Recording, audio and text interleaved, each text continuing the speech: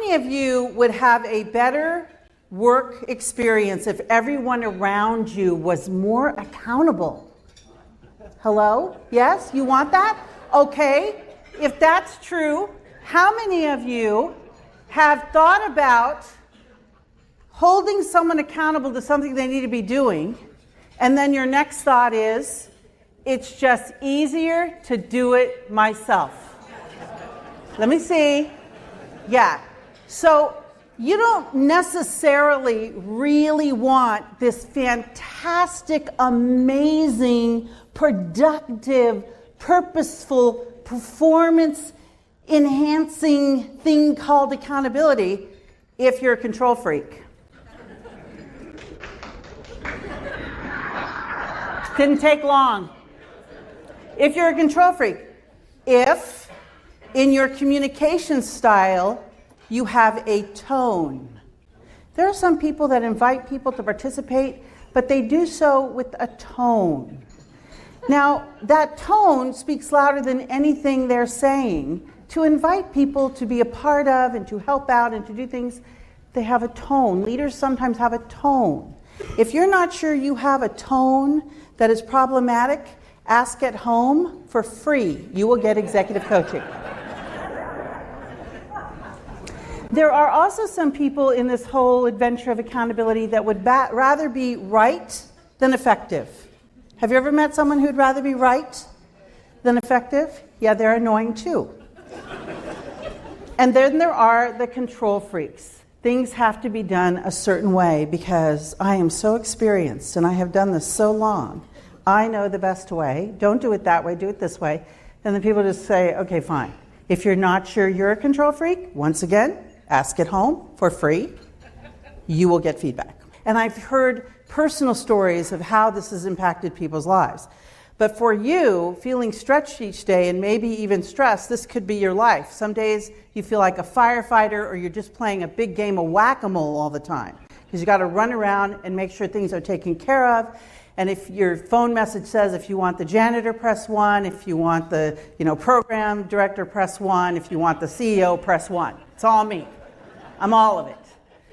So I understand that, but I want to see if we can get some leverage out of this concept, because each person that you invite in to use the power of personal accountability is one more opportunity for their development. And I don't see this used nearly enough. I see way too much, it's just easier to do it myself. And then I have a very tired, very stretched, sometimes even resentful leader that says, how come people can't do this and hold it like I do it and care like I care? I want to do a little demonstration of the power of your impact when you know something and when you want to lead something and you want to get people on the same page to go where they're supposed to be going.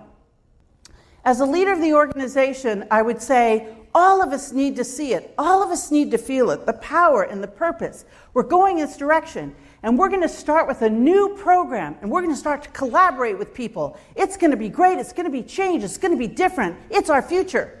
And there's people sitting there going, I don't see it. And the person next to them, I see it, I see it, I see it, I see it.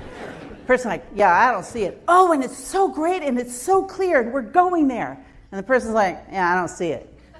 I see it, I see it, I see it, I see it. In order to all of us go in the same direction, we all have to see it. So there's some people in this room that do not see it, and there's some people who do. And so just as an example, I'm going to give you 10 seconds, and I want every single person in this room to see the arrow, or we won't be successful. Ready? Go.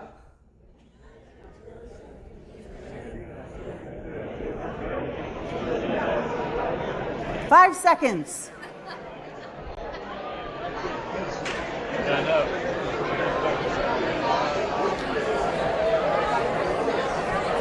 Stop. Everybody stop. Stop. Okay, yeah, I'm hearing some ahas.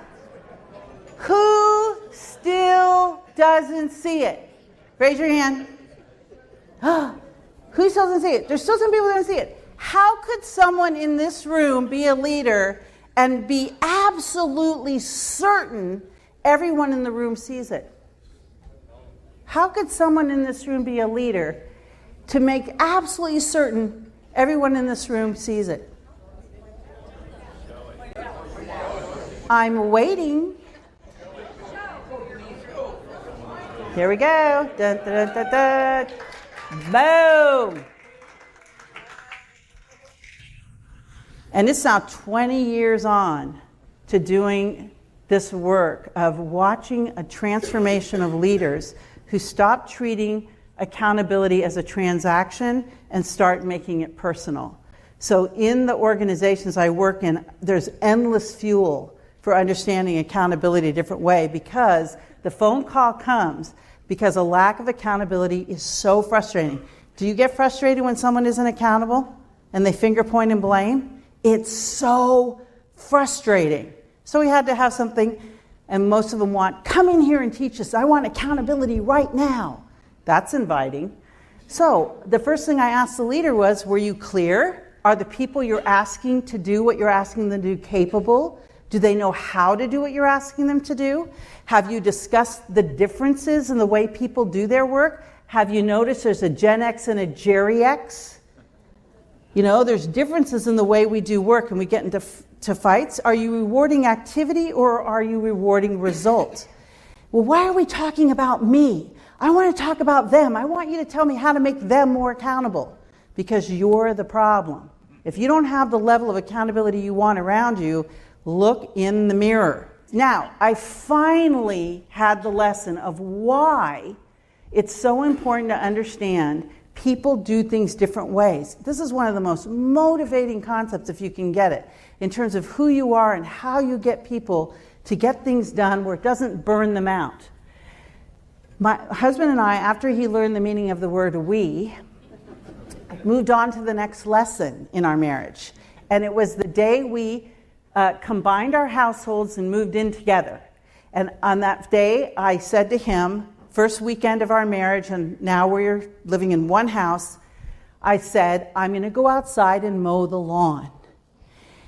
And he said, okay. And so I went outside, and I love mowing the lawn. I love the smell of the gasoline and the power tool that it is, and I love it. It was a beautiful Park City, Utah day where we lived then, and out I go, and I'm mowing the lawn. And I'm not out there 2 minutes, and Mike comes running outside, and he stands in front of the mower, and he goes like this. And I'm like, what? And he goes, turn the mower off. I turn the mower off. I think he's going to tell me I have a phone call, and he says, that's not how you mow a lawn. Excuse me? He said, Linda, you need rows. So he pushes me out of the way, and he takes the mower, and he says, now, as you're going toward the driveway, and you are coming up upon the cement, you make sure that the left wheel cantilevers over to be back onto the left. I said, okay, stop. Your definition of success for mowing a lawn and mine appear to be different. Here's mine. Blade hits grass. The order in which that occurs, unimportant. All shorter when I'm done. Here's Mike after that little discussion. It's like, no, look at Rick's lawn. Do you see Rick's lawn? I said, yeah, I see Rick's lawn. Rick is an anal and unhappy man. His children hate him. He's out there with this little tape measure and his bush trimming paraphernalia, and they all have to be all that perfect thing. Unhappy. It's okay. Mike, planes are not landing according to the lines of the lawn. Let it go. Your turn, lines, my turn, all shorter. Bye-bye. Well, he really was upset about that it has to be this certain. He's like, oh, I married it. Now what am I going to do?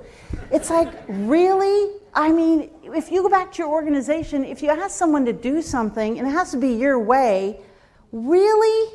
Well, could you relook at that? Because that's the thing. People might love doing something, but they can see a different way to do it. And if you say, look, it has to have lines in the lawn because if it doesn't, planes fall out of the sky. Give them a reason why. Please tell me what is required and what is just clear result we have to have, all short of when we're done. So here's a place that we're really not very good. We have to define success.